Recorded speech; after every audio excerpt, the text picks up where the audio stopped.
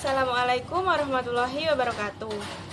Saya Rohma Agung Pramesti dari Prodi Bimbingan Konseling Islam. Di sini saya akan menjelaskan sedikit tentang layanan konseling individu berbasis digital. Jadi, apa sih layanan konseling individu berbasis digital? Layanan konseling individu berbasis digital adalah proses pemberian bantuan psikologi secara personal melalui media digital seperti aplikasi, website, email, video call, atau platform berbasis internet lainnya. Layanan ini bertujuan untuk membantu konseli mengatasi masalah psikologis, emosional, atau sosial dengan memanfaatkan teknologi komunikasi modern.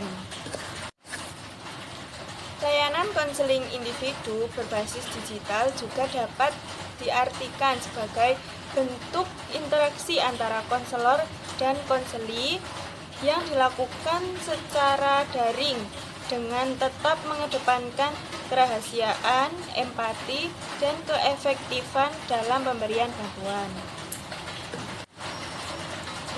Pada zaman modern ini, perkembangan layanan konseling online semakin pesat seiring meningkatnya kebutuhan masyarakat akan akses layanan psikologis yang mudah dijangkau.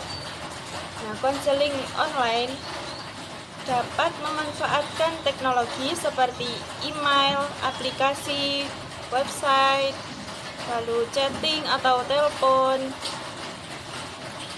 yang memungkinkan bantuan psikologis tanpa batasan geografis dan waktu. Ada beberapa aplikasi populer di Indonesia seperti Alodokter, Halodoc, Relief, WhatsApp, lalu Instagram dengan fitur DM menawarkan berbagai layanan mulai dari sesi konseling individu hingga kelompok. Selain itu, aplikasi ini juga memberikan edukasi kepada masyarakat melalui media digital yang membahas topik-topik kesehatan mental seperti kecemasan, stres, dan depresi. Dengan fitur-fitur yang ramah pengguna, aplikasi-aplikasi ini membantu meningkatkan literasi kesehatan mental sekaligus mempermudah masyarakat untuk mendapatkan layanan psikologis secara cepat, fleksibel, dan terpercaya. Pada konseling berbasis digital atau online ini memiliki kelebihan dan kekurangan. Di antaranya, pada kelebihan konseling online yang pertama, akses yang lebih mudah. Konseling digital dilakukan kapan saja dan di mana saja, sehingga menjangkau lebih banyak orang, termasuk mereka yang tinggal di daerah terpencil. Lalu yang kedua, hemat biaya dan waktu. Klien tidak perlu mengeluarkan biaya transportasi atau waktu untuk perjalanan. Sesi juga dapat diatur dengan lebih fleksibel tanpa mengganggu aktivitas sehari-hari. Lalu yang ketiga, privasi terjaga.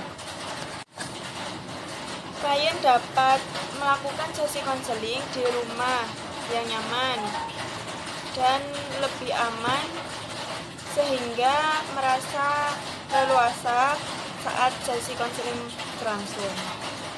Ada juga beberapa kekurangannya. Di antaranya yang pertama adalah keterbatasan interaksi nonverbal.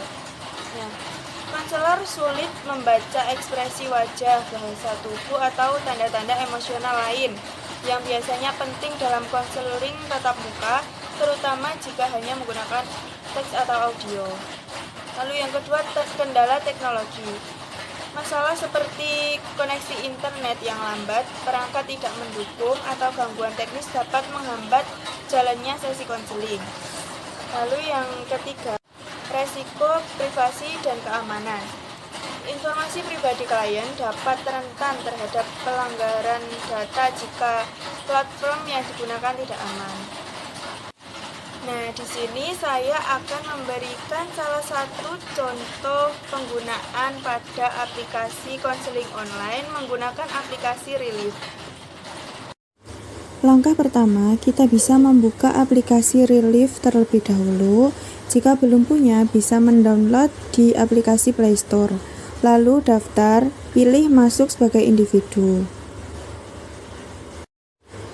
Selanjutnya, kita masuk pada akun kita di Relief. Lalu isi identitas kalian. Yang pertama isi gender. Simpan, lalu tanggal lahir. Sesuai pada tanggal lahir kalian, lalu kita simpan, lalu isi nomor HP kalian, lalu kita isi bagaimana perasaan saat ini dan emosi yang sedang kalian rasakan pada saat ini. Nah, lalu kita masuk pada beranda utama di aplikasi Relief. Selanjutnya kita bisa mulai tes pada kesehatan mental kalian dengan mengisi tes kesehatan mental pada aplikasi. Nah, di aplikasi Relief terdapat fitur meditasi. Di dalamnya ada beberapa tema yang bisa kita dengarkan atau yang sesuai dengan suasana hati kita. Lalu kita coba buka pada tema tenang di rumah. Nah, mari kita dengarkan. Hai, selamat datang di seri Mengatasi Kecemasan, hari pertama bersama Hening.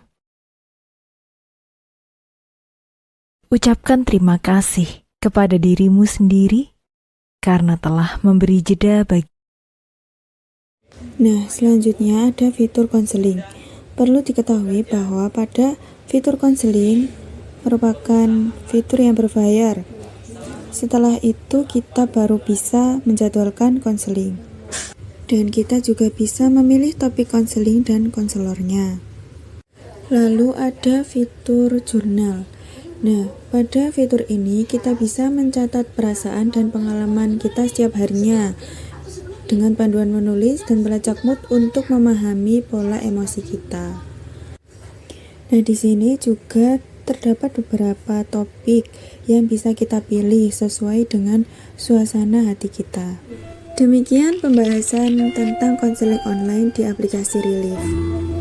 Mari mulai langkah kecil menuju kesehatan mental yang lebih baik. Terima kasih.